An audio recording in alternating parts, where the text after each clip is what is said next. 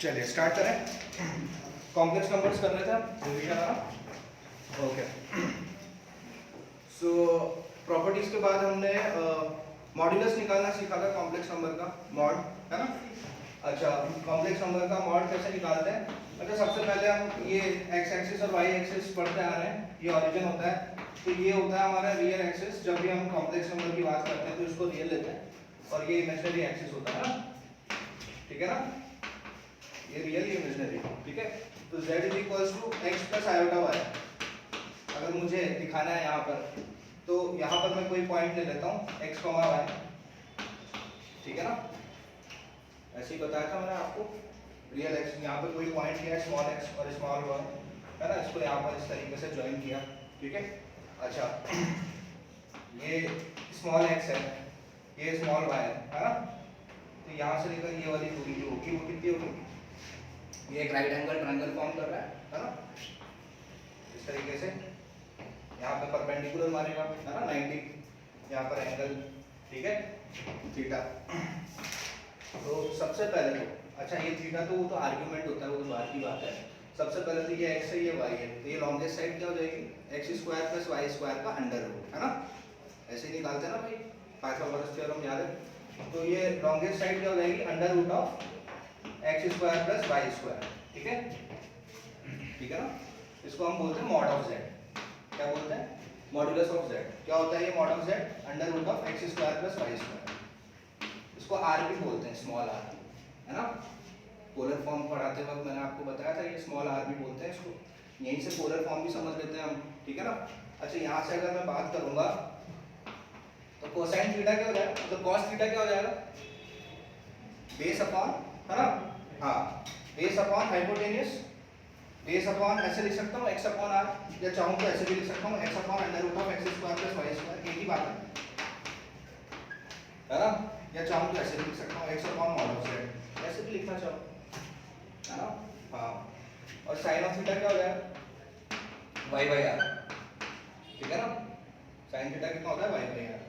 तो y upon under root of x square plus y square, या फिर y upon mod of z, इतना आता है ना। ये ऐसे ही सीखा था पोलर फॉर्म में। तो पोलर फॉर्म में x की जगह हम क्या कर देते हैं? r cos थीटा कर देते हैं, कर सकते हैं ना। x क्या हो जाएगा? r cos थीटा हो जाएगा।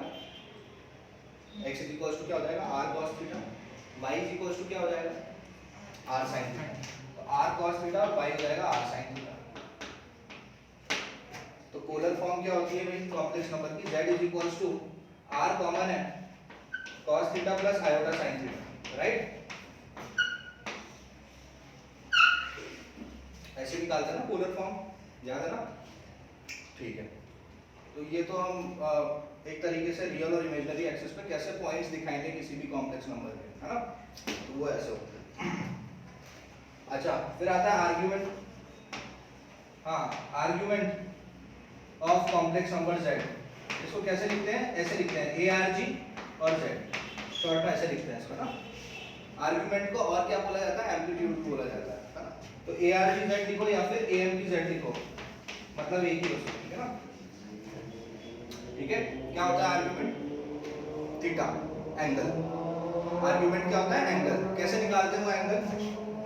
कैसे निकालते हैं भाई? आपको साइन थीटा पता है, कॉस थीटा पता है ना। दोनों को डिवाइड करवा दो आप, ठीक है ना।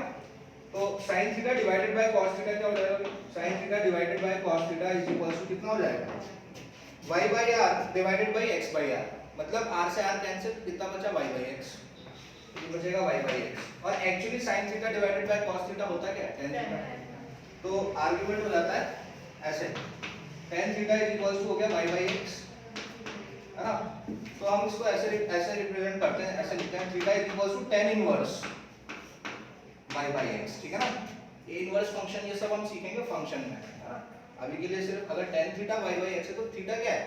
tan inverse y by x, ठीक है। और ये जो थीटा है, एंगल है, वो एंगल 0 से 90 भी आ सकता है, 90 से 180 भी आ सकता है, 180 से 270 भी आ सकता है, और 270 से 360 भी आ सकता है, कहीं पे भी आ सकता है। कैसे पता चलेगा वो कि वो कहाँ लाई करेगा? वो हम देखेंगे क्वाड्रेंट, है ना। अगर x पॉजिटिव है, y भी पॉजिटिव है, तो एंगल कहाँ आएगा? 0 से 90 के बीच में आएगा, है ना। इधर क्या होता है भाई, x नेगेटिव होता है, y पॉजिटिव होता है, सही बात है। तो अगर x नेगेटिव y पॉजिटिव तो एंगल कहाँ से सेकंड क्वाड्रेंट 90 से 180, है ना। दोनों ही नेगेटिव तो क्या रहता है थर्ड में, और positive negative x positive y negative तो फोर्थ क्वाड्रेंट में आएगा आपका एंगल आर्गुमेंट से, ठीक है ना। बहुत इंपॉर्टेंट है ये आर्गुमेंट, आर्गुमेंट पे सही सवाल आ जाते हैं, ठीक है। ये सब पढ़ा है ना अच्छे से यार कॉम्प्लेक्स नंबर में, हाँ ठीक है। मॉड और आर्ग्यूमेंट इस तरीके से निकाला जाता है।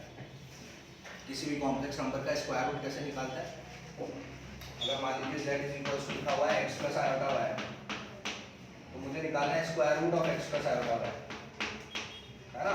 क्या होगा, हाँ तो हमेशा किसी भी कॉम्प्लेक्स नंबर का जब मैं स्क्वायर रूट भी निकालूंगा ना तो वो भी किस फॉर्म में आएगा, एक कॉम्प्लेक्स नंबर के फॉर्म में ही आएगा, है ना। तो मैं यहाँ पे मान लेता हूँ कि square root of x plus iota y जो आएगा, क्या बोला मैंने, एक कॉम्प्लेक्स नंबर के फॉर्म में ही आएगा।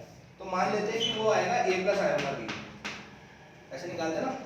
मान लिया जाए कि इसका स्क्वायर रूट क्या है a प्लस आयोटा b। तो भाई स्क्वायर रूट का इलाज कैसे करते हैं, पहले स्क्वायरिंग बोथ द साइड करके पहले इसको उड़ाते हैं। तो स्क्वायरिंग बोथ द साइड कर देता है, तो इसका स्क्वायर रूट का स्क्वायर क्या हो जाएगा, वो खुद ही हो जाएगा जो अंदर पड़ा हुआ है। तो ये हो गया x plus iota y is equal to a square minus b square plus 2 iota ab, यही आएगा, है ना। a square plus iota square b square, अरे इसमें a plus b whole square का फॉर्मूला लगाओगे ना तो क्या आएगा a square plus b square plus 2ab। लेकिन जब आप इसका स्क्वायर करोगे तो क्या आएगा, आयोटा स्क्वायर b स्क्वायर, और आयोटा स्क्वायर की वैल्यू कितनी होती है, इसलिए लिखा हुआ है ना, सही बात है ना। हाँ अब कंपेयर कर देंगे हम रियल को रियल के साथ, इमेजिनरी को इमेजिनरी के साथ, ठीक है ना। तो रियल रियल कौन हो गया, इसका रियल तो ये है, इधर रियल कौन है ये है, और इमेजिनरी क्या हो गया, देखो प्लस साइन, तो 2ab किसके बराबर हो जाएगा, y के, है ना।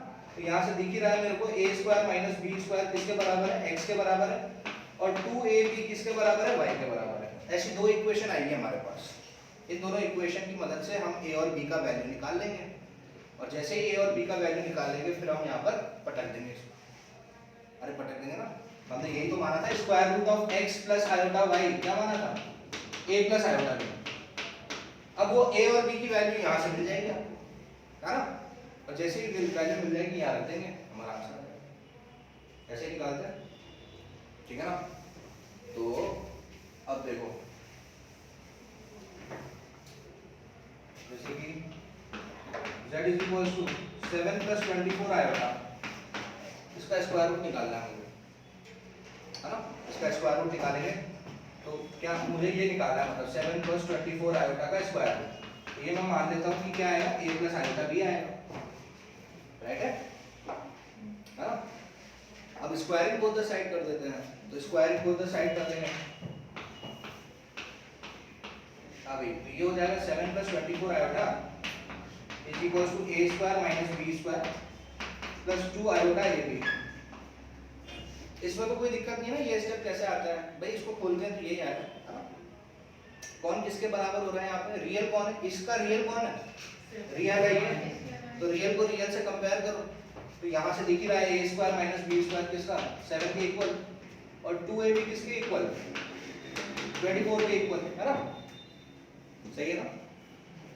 अरे a square minus b square 7 के इक्वल और 2ab किसके इक्वल 24 के इक्वल, रियल को रियल और इमेजिनरी का इमेजिनरी पार्ट कंपेयर किया कोएफिशिएंट, और यहाँ से मैं इसको देख के और बोल सकता हूँ कि ab इज इक्वल टू 12, है ना। अब एक ये है एक ये है, a और b निकाल नहीं सकते क्या, कोई भी एक दूसरे में डाल दो। अच्छा ab इज इक्वल टू 12 तो b बराबर कितना 12 अपॉन है ना। अगर a b 12 के बराबर है तो b क्या होगा 12 अपॉन है। आप चाहो तो a is equal to 12 upon b भी लिख सकते हो, जो मर्जी हो वो लिखो, और फिर ये b का वैल्यू यहाँ पर डाल दो इसमें, ठीक है।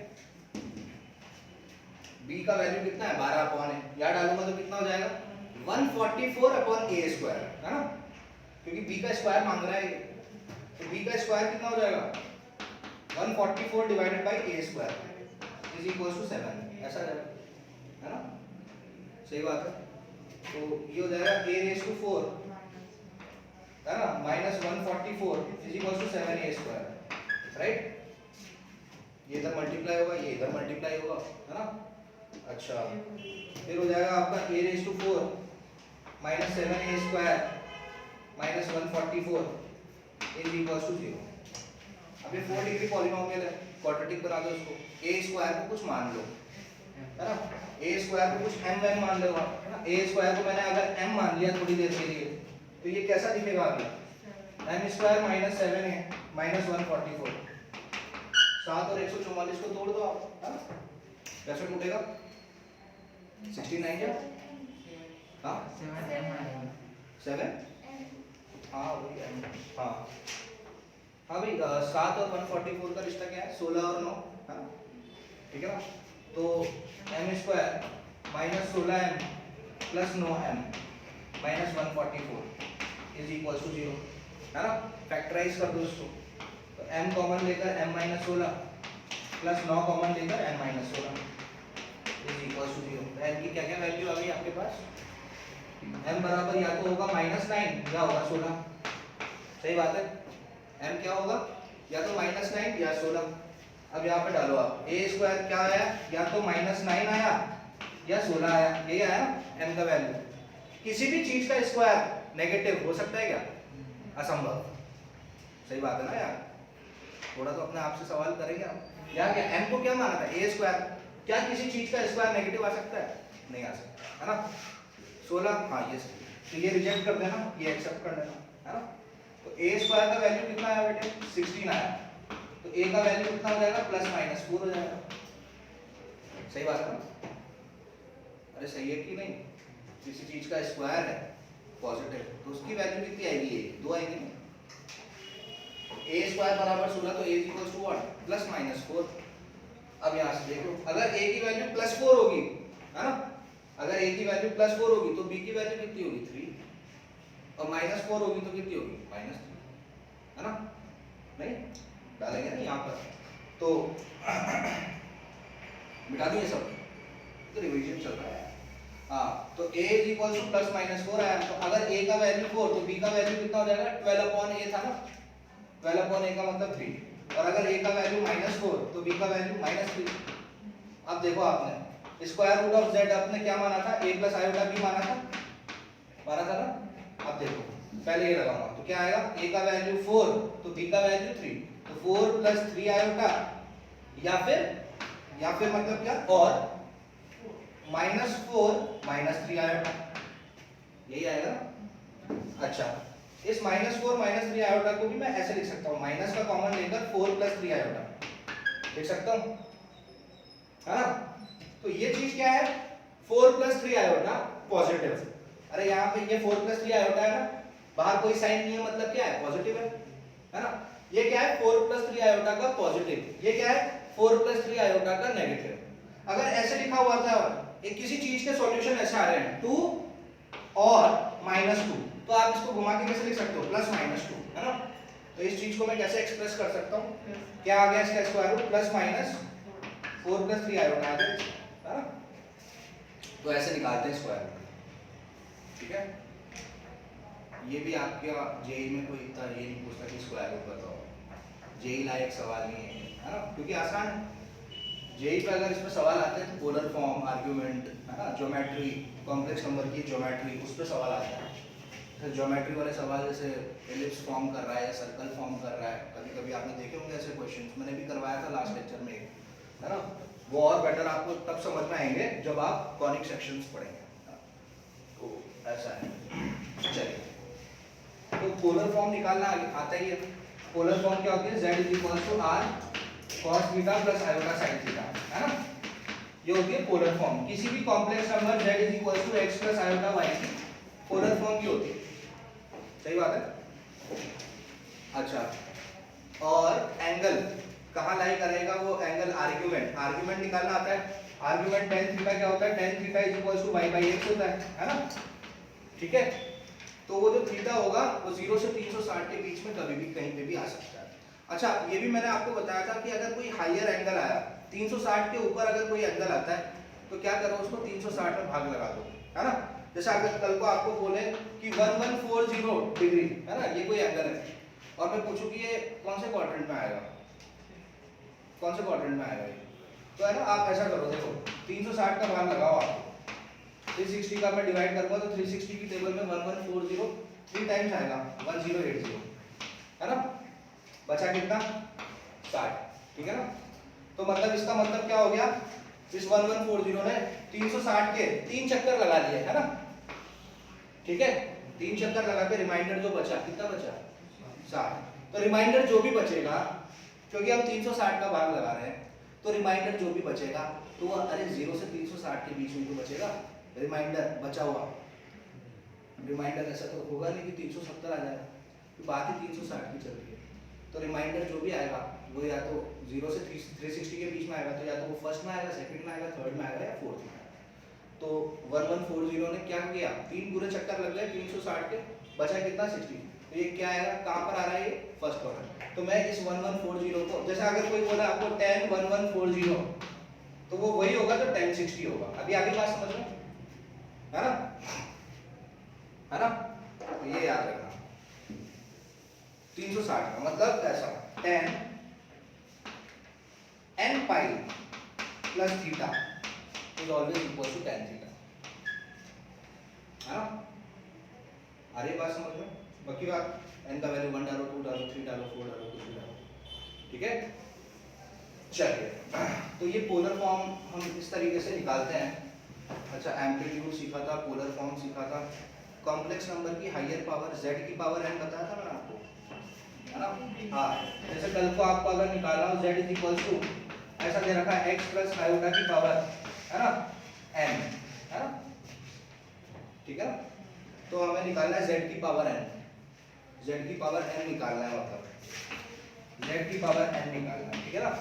अभी जैसे आपको कोई बोल दे 2 प्लस 3 आयोटा की पावर 10 ये निकाला, अरे तो इसको 10 बार मल्टीप्लाई करने थोड़ा ना बैठेंगे हम, 12वीं में पहुंच जाओगे ऐसे तो आप, मतलब टाइम लगेगा, 12th में पहुंच जाएंगे हम, इतना करने बैठेंगे तो क्या होता है इसका, z की पावर n कैसे निकालते हैं, हाँ, r की power n multiply by cos theta plus iota sin theta की पावर n, है ना, ठीक है ना। और ये डी मोइटियर्स थ्योरम मैंने आपको पढ़ाई थी, cos theta plus iota sin theta अगर फॉर्म में होता है, किसके लिए काम करती है ये, cos theta plus iota sin theta, ध्यान रखें, cos थीटा प्लस, ऐसे नहीं कि sin theta plus iota cos theta, नहीं, cos theta plus iota sin theta, ठीक है ना। तो अगर ऐसा है तो ये पावर क्या होती है, मल्टीप्लाई हो जाती है थीटा के साथ, ये r की पावर है cos n theta plus iota sin n theta, correct. इस तरीके से हम निकालते हैं कॉम्प्लेक्स नंबर की हायर पावर, है ना। z की पावर n निकालने का एक अरे बात समझ में इंपॉर्टेंट है, इस पर भी सवाल आया है लास्ट 10-12 साल में 2-3 बार इस फॉर्मेट पे, मतलब पावर पे सवाल, ठीक है। तो कॉम्प्लेक्स नंबर की हायर पावर और अपना ये स्क्वायर रूट निकालना और पोलर फॉर्म, इन 3 चीज़ों पर क्वेश्चन करते हैं आज, ठीक है। चलिए क्वेश्चन लिखो।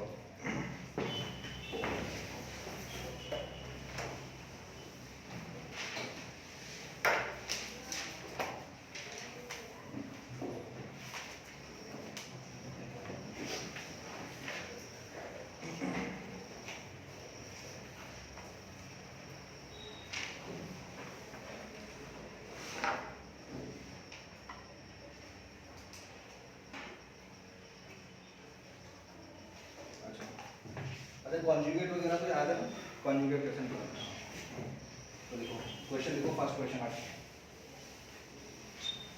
If z is equals to 1 plus iota का square divided by alpha minus 1, दे रखा है alpha is greater than 1, has a magnitude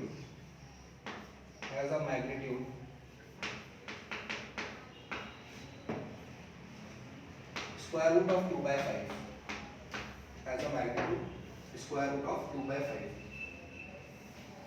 then z bar is equals to कितना होगा, ये लास्ट ईयर का क्वेश्चन है, इसके ऑप्शंस हैं 1 by 5 माइनस 3 by 5 आएगा, option B minus 1 by 5 plus 3 by 5 आएगा, ऑप्शन सी -1/5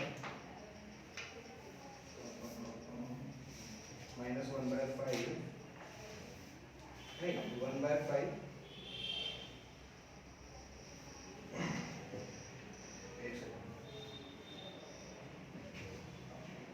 -1/5 -3/5 आएगा, तो ऑप्शन डी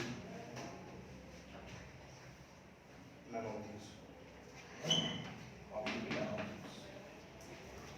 हाँ देखो जस्ट लास्ट ईयर का क्वेश्चन है। हाँ चलो पहले क्वेश्चन को देखो। अल्फा की वैल्यू दे रखी है 1 से बड़ी है और z दे रखा है। अच्छा ये जो चीज़ लिखी हुई है मैग्नीट्यूड, मैग्नीट्यूड मतलब यहाँ पर हमें एक न्यूमेरिक वैल्यू दे रखी है। किसी भी कॉम्प्लेक्स नंबर की न्यूमेरिक वैल्यू तब मिलती है जब हम उसका मॉड निकालते हैं। समझ में आ रही है क्या बोल रहा हूँ? z = x + i/y का जब मैं मॉड्यूलस निकालूंगा तो मुझे क्या मिलेगा? कोई नंबर मिलेगा ना। कोई स्क्वायर रूट या x + i/y फॉर्म तो नहीं मिलती है। क्या निकालने पर? जब हम मॉड निकालते हैं। तो ये दे रखा है इसने, आपको डायरेक्टली नहीं दे रखा। क्या नहीं दे रखा कि इसका मॉड ये होगा, ये नहीं दिया उसने। क्या बोला? मैग्नीट्यूड। मैग्नीट्यूड मतलब ये खुद भी समझना है हमें। मैग्नीट्यूड दिया है तो इसका मतलब उसने क्या दिया है हमें? उसकी न्यूमेरिक वैल्यू। न्यूमेरिक वैल्यू किसी कॉम्प्लेक्स नंबर की कैसे मिलती है? जब उसका मॉड निकाला जाता है। इतना आया समझ में? अब देखो कॉम्प्लेक्स नंबर पहले अपन को बहुत अच्छे फॉर्म में दे रखा है और हमको क्या दिया है, यहाँ पर क्या निकालना है, मतलब हमको कॉन्जुगेट पूछा है ना z का, और ये 4 ऑप्शंस दे रखे हैं। ठीक है चलिए इसको स्टार्ट करते हैं, है ना। यहाँ से करते हैं। तो सबसे पहले तो हमें z = 1 + i का square divided by alpha minus 1। तो इसको तो सबसे पहले हमें कॉम्प्लेक्स नंबर के फॉर्म में बनाना है ना, मतलब x + i/y के फॉर्म में। अभी तो नहीं बना हुआ है ये, पहले इसको हम बनाएंगे। तो इसको खोलते तो a² + b² + 2ab, है ना। 2 × 1 × i/, 21 नहीं है, पूरा लिख देता हूँ मैं आपके लिए। देखो डिवाइडेड बाय अल्फा माइनस 1। 1 का स्क्वायर कितना होता है बेटे? 1 होता है। आयोटा का स्क्वायर -1 होता है। 1 को आयोटा स्क्वायर में काट दिया, बचा कितना ऊपर? 2 iota divided by alpha minus 1। ये आया, है ना। बहुत ही अच्छी बात है। तो 2 iota divided by alpha minus 1। क्या यहाँ पे कहीं रियल पार्ट है? नहीं, सिर्फ इमेजिनरी पार्ट है। तो क्या मैं इसको ऐसे एक्सप्रेस कर सकता हूँ? 0 + 2 iota divided by alpha minus 1। आई बात समझ में? इसका रियल पार्ट क्या दिख रहा है आपको और इसका इमेजिनरी पार्ट क्या दिख रहा है ना। इतना आ गया समझ में? तो ये हो गया हमारा, यही z, ये z जो है वो अब ऐसा दिख रहा है। इतनी आई बात समझ में? हाँ अब मुझे यहाँ दिख रहा है कि रियल पार्ट क्या है z का? 0, और इमेजिनरी पार्ट क्या है? 2/अल्फा माइनस 1। अरे ज़्यादा मुश्किल है क्या? देखना नहीं है ना। हाँ तो इसका क्या दे रखा है हमें? मैग्नीट्यूड। मतलब इसका क्या निकाल लूँ? मॉड, है ना। ऊपर का ये मिटा दो, ध्यान देना। तो हमें दे रखा है मॉड ऑफ z, कितना दे रखा है? √2/5। इतना सहमत हो आप सब, है ना। मॉड ऑफ z दे रखा है, मतलब मॉड ऑफ z क्या होता है? रियल पार्ट का स्क्वायर प्लस इमेजिनरी पार्ट का स्क्वायर। तो 0 का स्क्वायर प्लस 2/अल्फा माइनस 1 का स्क्वायर = √2/5। ये दे रखा है। इतनी सारी बात समझ में? ठीक है, इतना आया। अच्छा सॉल्व कर लेते हैं इसको। अरे भाई 0 जुड़ता है तो कोई फर्क पड़ता ही नहीं है। अच्छा √2 के अंदर 2 का स्क्वायर कितना हो जाएगा? 2, और अल्फा माइनस 1 का स्क्वायर कितना हो जाएगा? अल्फा माइनस 1, है ना। तो ये हो जाएगा 2/अल्फा माइनस 1 = √2/5।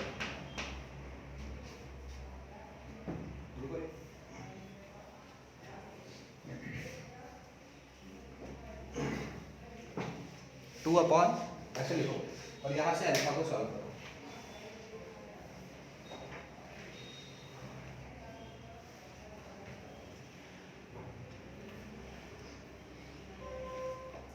यहाँ से अल्फा की वैल्यू निकालो।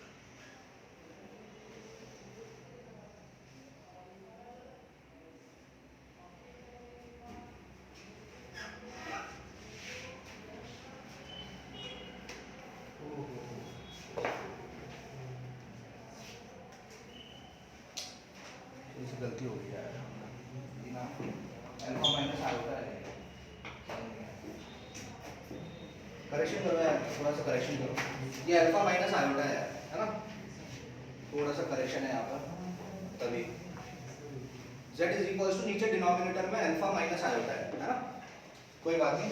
तो इसको सॉल्व करेंगे, वही 1 minus iota square, 1 plus iota square plus 2 iota आएगा डिवाइडेड बाय अल्फा माइनस 1, तो ये तो कट ही जाएगा है ना, अल्फा माइनस आयोटा सॉरी, तो z कितना आया 2 iota divided by alpha minus iota, लेकिन नीचे हम किसी कॉम्प्लेक्स नंबर को छोड़ते नहीं है ना, तो complex number divided by complex number कैसे सॉल्व करते हैं इसको, रैशनलाइज करवाते हैं, तो into alpha plus iota divided by alpha plus iota, कितना आया समझ में, है ना।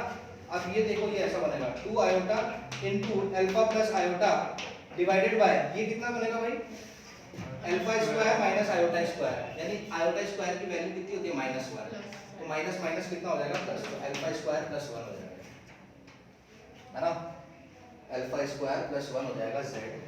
अच्छा इसको अब और अच्छे से सॉल्व करेंगे, तो z इज इक्वल टू देखो यहाँ पे देखो 2 आयोटा इनटू अल्फा कितना होता है 2 आयोटा अल्फा, है ना, 2 आयोटा अल्फा, और 2 आयोटा इनटू आयोटा कितना होगा 2 आयोटा स्क्वायर, जिसकी वैल्यू कितनी हो जाएगी -2, है ना, ये हो जाएगा -2 divided by alpha square plus 1, ठीक है, ये हुआ z। अब देखो इसको ध्यान से, अब इसको मैं अलग अलग कर रहा हूँ, ऐसे लिख रहा हूँ z is equal to -2 upon alpha square plus 1 plus iota into 2 alpha divided by alpha square plus 1, इतना आया समझ में, कितना आ रहा है, अरे ये देखो this upon this plus this upon this, है ना, तो ये तो हो गया रियल, ऐसे पहले रियल लिख देते हैं ना, फिर इमेजिनरी, इतना है, ये यहाँ तक बताओ मेरे को, यहाँ तक कोई डाउट है तो बता, यहाँ तक इतना आया समझ में,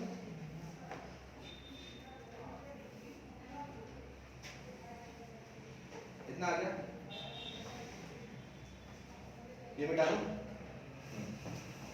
अब मुझे ये बताओ कि इसका क्या दे रखा है हमें, मैग्नीट्यूड, मतलब हमें दे रखा है mod of z is equal to square root of 2/5, है ना। अब मॉड ऑफ z निकालना है मुझे, कैसे निकालते हैं मॉड, ये हो गया रियल पार्ट, ये हो गया इमेजिनरी पार्ट, है ना, तो रियल पार्ट का स्क्वायर प्लस इमेजिनरी पार्ट का स्क्वायर, तो देखो डायरेक्ट सॉल्व कर रहा हूं मैं, अब ये देखो इसका स्क्वायर कितना हो जाएगा, -2 का स्क्वायर हो जाएगा 4, और अल्फा स्क्वायर प्लस 1 का स्क्वायर हो जाएगा अल्फा स्क्वायर प्लस 1 का होल स्क्वायर, ये आता है समझ में, और इसका स्क्वायर कितना हो जाएगा प्लस 2 का स्क्वायर हो जाएगा 4, अल्फा का स्क्वायर हो जाएगा 4 अल्फा मतलब अल्फा स्क्वायर, ये हो जाएगा 4 alpha square divided by alpha square plus 1 का होल स्क्वायर, ये आता है समझ में। अच्छा ये हुआ, हाँ, और ये दे रखा है हमें कितना √2/5, इसका डिनोमिनेटर सेम है तो एलसीएम आ जाएगा, और ऊपर क्या हो जाएगा 4 प्लस 4 अल्फा स्क्वायर, है ना, ऊपर हो जाएगा 4 plus 4 alpha square divided by alpha square plus 1 का whole square is equals to √2/5, कितना आता है समझ में। अच्छा 4 और 4 अल्फा स्क्वायर में कॉमन क्या है 4, है ना, तो इसको मैं ऐसे मिटाकर 4 कॉमन ले लेता हूँ और लिख देता हूँ 1 प्लस अल्फा स्क्वायर, और नीचे भी क्या है अल्फा स्क्वायर प्लस 1, ये भी ऊपर भी वही है नीचे भी वही है, नीचे क्या एक जाता है ना, पावर है तो एक पावर कट जाएगी ना इसकी, ठीक है। अब मुझे बताओ ये भी स्क्वायर रूट के अंदर, ये भी स्क्वायर रूट के अंदर, खोल दो उसको, डायरेक्ट कंपैरिजन कर दूं, कर दे, ये लोग कर दिया कंपैरिजन, आया समझ में ये, अरे स्क्वायर रूट है ना दोनों तरफ, उड़ गया, हाँ, तो क्या बचा हमारे पास अब ये, हाँ भाई क्या बचा, ये बता देते हैं, हमारे पास बचा है 4 upon alpha square plus 1 is equal to 2/5, ये आया। अब यहाँ से अल्फा की वैल्यू निकालेंगे तो हो जाएगा 2 alpha square plus 2 is equal to 20, अच्छा जाएगा, देखो ध्यान से, क्रॉस मल्टीप्लाई कराएंगे तो 4 पंचे 20, और अल्फा स्क्वायर प्लस 1 को 2 से मल्टीप्लाई कराएंगे तो ये आएगा, उससे अब हमारे पास आ रहा है 2 alpha square is equal to 18, है ना, ठीक है, तो अल्फा स्क्वायर कितना हो जाएगा 9, ठीक है, तो अल्फा कितना हो जाएगा प्लस माइनस 3,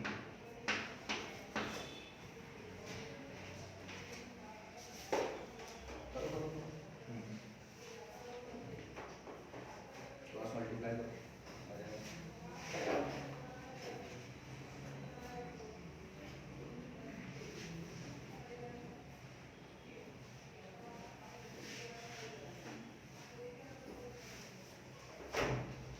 क्या आ रहा है, alpha is equals two plus minus 3 आ रहा है ना? यहाँ तक आया समझ में? पीछे आया समझ में? पक्का नहीं आया? आगे हाँ, तो अल्फा का वैल्यू कितना है, प्लस माइनस 3। अच्छा एक इंफॉर्मेशन दी थी सवाल में कि अल्फा क्या है, पॉजिटिव है ना? सवाल देखो शुरुआत, अल्फा इज ग्रेटर देन 1 दिया था। अल्फा क्या दिया था आपको, alpha should be greater than 1। तो अगर अल्फा 1 से बड़ा होना चाहिए और अल्फा की वैल्यू आ रही है +3 और -3, तो कौन सी लोगे? अल्फा इज 1 से बड़ा, 1 से बड़े कौन होते हैं, 2 3 4 5 6 है ना? तो -3 को रिजेक्ट कर दो, ठीक है? अल्फा इज इक्वल्स टू 3, सही बात है? तो -3 को हम कैंसिल करेंगे, अल्फा इज इक्वल्स टू 3 को एक्सेप्ट कर दो। अब ये अल्फा इज इक्वल्स टू 3 कहाँ रखूं, यहाँ पर z में, है ना? अरे तभी तो उसका मैग्नीट्यूड, तभी तो उसका z बार बता पाऊंगा। नहीं आ रहा है समझ में? अब ये अल्फा इज इक्वल्स टू 3 यहाँ रखो, क्या आएगा देखो, 3 का स्क्वायर कितना होता है, 9, यहाँ आ जाएगा 9, इधर भी 3 आ जाएगा, तो 3 दूनी कितना होता है भाई 6, और इधर भी आ जाएगा 9। अब मुझे बताओ 9 में 1 जुड़ता है तो कितना आता है, 10, तो 9 + 1 हो जाएगा 10, इधर 9 में 1 जुड़ेगा तो कितना हो जाएगा 10। अच्छा 2 और 10 कटते हैं क्या, कटते हैं, कितनी बार, 1 बार और 5 बार, तो ये हो जाएगा 1, ये हो जाएगा 5। 6 और 10 कटते हैं क्या 2 की टेबल में, कितनी बार, 3 5, तो ये तो हो गया मेरा z। सवाल वाले ने क्या पूछा है, z बार। z बार निकालते वक्त क्या करते हैं, इमेजिनरी पार्ट का साइन चेंज कर देते हैं, तो z बार कितना हो जाएगा, ये हो जाएगा -1/5 -3/5 आयोटा।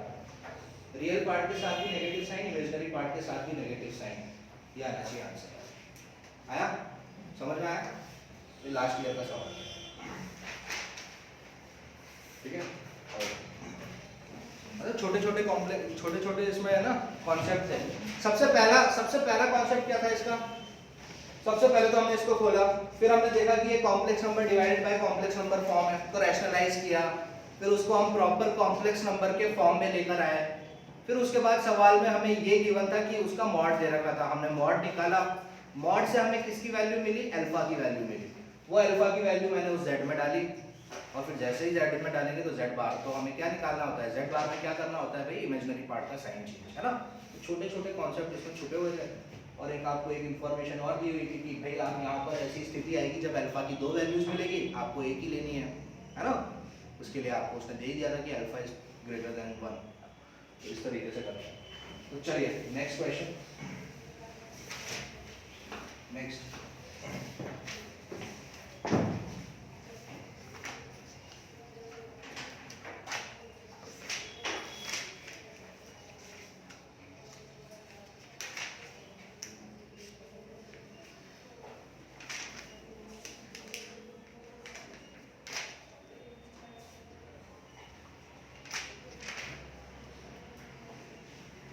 हाँ, नेक्स्ट क्वेश्चन है,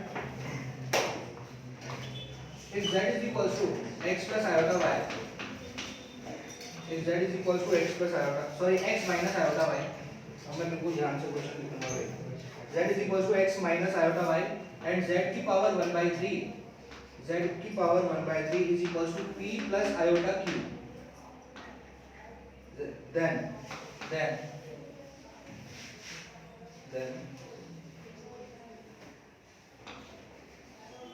x upon p plus y upon q bracket में divided by p square plus q square is equals to क्या होगा, इज इक्वल्स टू क्या होगा, ये आपको पूछा है।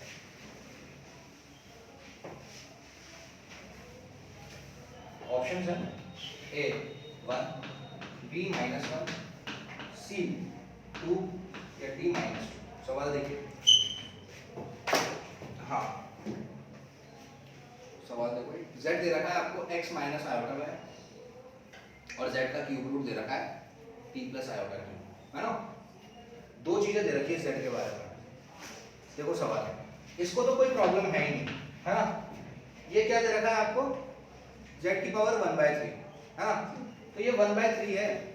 स्क्वायर रूट हटाने के लिए क्या करते हैं, स्क्वायरिंग बोथ द साइड। तो 1/3 हटाने के लिए क्या करना पड़ेगा, क्यूबिंग बोथ द साइड। अरे यार ये z की पावर 1/3 है, मुझे सिर्फ z मिल जाए तो मैं क्या करूंगा, क्यूबिंग बोथ द साइड करूंगा।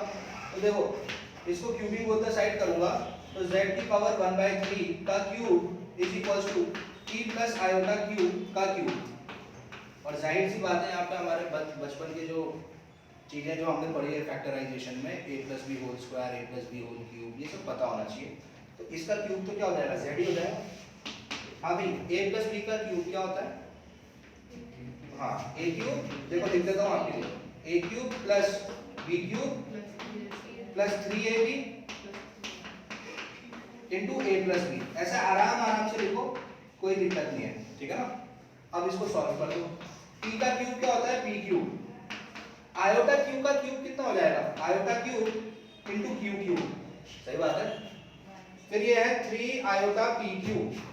अब 3 आयोटा p क्यूब से p मल्टीप्लाई होगा तो हो जाएगा 3 आयोटा p स्क्वायर क्यूब, है ना। और 3p आयोटा क्यूब से आयोटा क्यूब मल्टीप्लाई होगा तो हो जाएगा, एक सेकंड वापस देख लेते हैं, yes 3p square iota cube, हाँ। और यहाँ पर हो जाएगा 3p iota square Q square, होगा, चेक करो, सही बात है। a cube plus b cube plus 3ab into a plus b। तो ये वाली चीज इससे मल्टीप्लाई होगी, ये वाली चीज इससे मल्टीप्लाई होगी, तो ऐसा कुछ है ना। अच्छा अब जहां जहां ये आयोटा की पावर आ रही है उनको आप सिंप्लीफाई कर लीजिए। आयोटा का क्यूब कितना होता है, माइनस आयोटा, तो ये होगा, देखो आप इसको सिंप्लीफाई करके ऐसा दिखेगा p क्यूब, है ना, minus iota into Q cube, सही बात है। और ये तो आयोटा ही है, तो plus 3 iota p square cube. और बेटा आयोटा स्क्वायर क्या होता है, माइनस का, है ना। तो ये हो जाएगा माइनस 3p क्यू स्क्वायर। इतना आया समझ में, अभी ये हमारा z ही चल रहा है अभी जो, हाँ इसके एक्सपेंशन, ये z में कितनी टर्म्स आ रही है, 4, इनमें 2 रियल है 2 इमेजिनरी है कि नहीं। रियल कौन कौन है, ये p क्यूब और ये, तो इसको इकट्ठा लिखो ऐसे, p cube minus 3p Q square, इसको मैंने लिखा इकट्ठा ऐसा, है ना। अरे बात समझ में। और यहाँ देखो minus iota Q cube plus 3 iota p square cube. तो मैं यहाँ से क्या करता हूँ, माइनस आयोटा को कॉमन ले लूंगा तो क्या आएगा, क्यू क्यूब, है ना। और यहाँ प्लस है तो ये माइनस बन जाएगा, माइनस 3p स्क्वायर क्यूब। देखो चेक करो, ऐसा दिखेगा कि, देखो यहाँ तक माइनस आएगा कि माइनस प्लस की गलती नहीं करना है, मैंने माइनस आयोटा कॉमन लिया है ना। चाहता तो मैं प्लस भी ले सकता था, लेकिन डिमांड देखकर, क्योंकि वहाँ z equals to x minus iota y लिखा है, तो मैंने जानबूझ के यहाँ माइनस आयोटा कॉमन लिया ताकि कंपेयर करने में आसानी हो। प्लस में भी कोई दिक्कत नहीं आती है, लेकिन यहाँ डायरेक्ट कंपैरिजन हो जाएगा, है ना। ये आया समझ में, ये स्टेप ये आ गया पक्का। देख लो एक बार तसल्ली से, नहीं आया तो बता दो। ये रियल पार्ट हो गया, ये इमेजिनरी पार्ट हो गया, सॉल्व करके आया ना, ठीक। हाँ तो ये z है और z क्या है, x माइनस आयोटा y भी। तो कंपेयर कर दूं दोनों, कंपेयर करो, तो कंपेयर करके आपको x क्या मिल रहा है, देखो देखो देखो, on comparing we get x क्या मिल रहा है भाई, कंपेयर करने पर, यस x है हमारा p cube minus 3p cube square, ठीक है, ये हो गया x। और y क्या हो गया, y हो गया q cube minus 3p square cube, ये हो गया x और y। कंपेयर करने पर देखो ना, ये दे रखा है ना, ये हुआ कंपेयर करने पर, ठीक है। बस अब कुछ नहीं करना है, वो जो लिखा हुआ है ना सिंप्लीफाई कर दो उसको और बता दो क्या आंसर आ रहा है।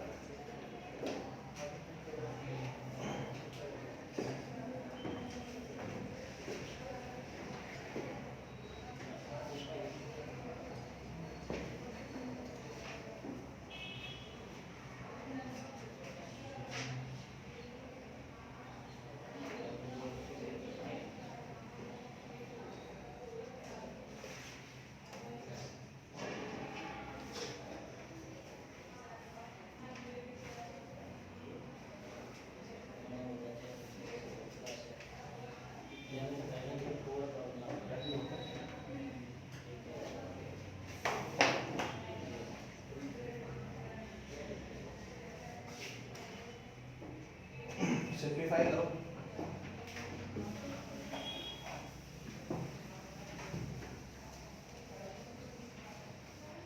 यहाँ x की जगह ये डाल देना और y की जगह ये डाल देना, divided by p square plus q square. ठीक है, आ जाएगा। x की जगह ये पूरा चीज डाल देंगे अपना और y की जगह ये पूरी चीज, तो ऊपर से x है ना p कॉमन आ जाएगा, नीचे p रखा हुआ है, ऊपर बनेगा हमारा p square minus 3q square. अच्छा मुझे ये बताओ, ये चीज जब p से डिवाइड होगी, अरे वहां लिखा है ना x अपॉन p, तो x अपॉन p क्या हो जाएगा, ये हो जाएगा x अपॉन p है, और y अपॉन p कितना हो जाएगा, प्लस का y अपॉन p दे रखा है, तो ये हो जाएगा q square minus 3p square होगा। ये y है, इसको मैं q से डिवाइड करूंगा तो ऊपर से q कॉमन आएगा ना, कट जाएगा ना q, तो ये q स्क्वायर हो जाएगा, ये 3p स्क्वायर। अच्छा डिवाइडेड बाय कितना दे रखा है, p square plus q square. अच्छा ऊपर की कैलकुलेशन क्या हो रही है, अब देखो p स्क्वायर में से माइनस 3p स्क्वायर घटाओगे तो कितना आएगा, माइनस 2p स्क्वायर, और माइनस 3q स्क्वायर में से q स्क्वायर घटाओगे तो क्या आएगा, minus 2q square, divided by p square plus q square. अब यहाँ से ऊपर से माइनस 2 कॉमन ले लो तो क्या बना, p square plus q square divided by p square plus q square, cancel हुआ, माइनस 2 मेरा आंसर है ना, माइनस 2 आ जाएगा। ठीक है, बाकी नेक्स्ट टाइम में करेंगे सवाल। चलिए